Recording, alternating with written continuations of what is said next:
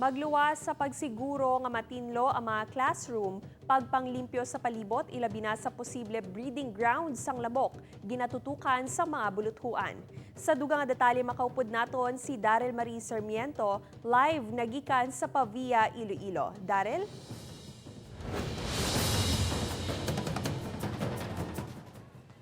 Kate, sa datos ng Provincial Health Office kalabanan sa mga nabiktima sang balatian nga dengue mga kabataan.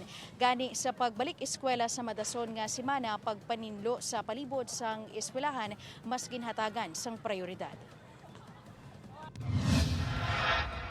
Isa tubtub na pulo katuig nga bata ang nagapanguna sa mga biktima sang dengue sa probinsya sang Iloilo. Sa record sang Provincial Health Office, naglabuot sa 768 ang natapikan sang amo nga pamalatian nagikan sa kabugusan nga 1936 ka mga kaso ukon 39.67%. Gani sa pagbalik sa eskwela sa masunod nga semana, kalabanan sa mga kabataan yara na sa eskwelahan.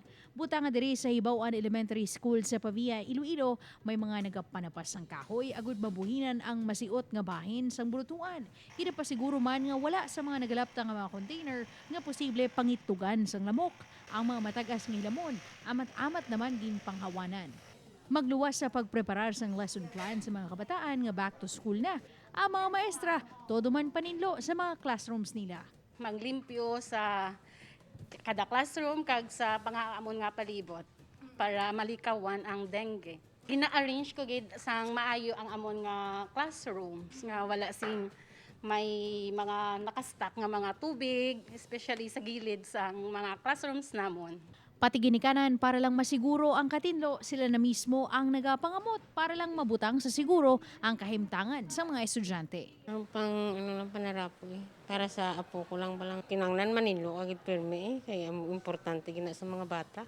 Pahayag pa sang school principal kaupod ang komunidad, ginahatagan gid nila importansya nga magluwas sa makatuon sang maayo ang mga bata, hindi man sila matapikan sang balatian sa pagsulod sa eskwelahan.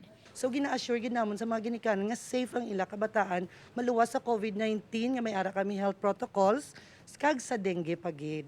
Kumpiyansa naman ng gobyerno probinsyal sa mga ginapatuman nga lihok kontra dengue kaangay sang limpyo Iloilo.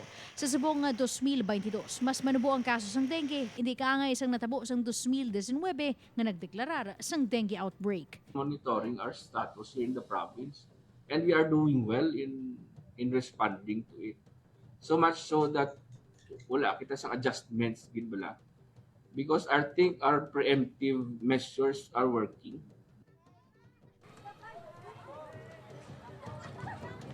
Kate, sandig sa Provincial Health Office, malapit na 2,000 ang na-record nga dengue cases sa probinsya, kag mayara na sang 16 ka mga napatay bangod sa balatian.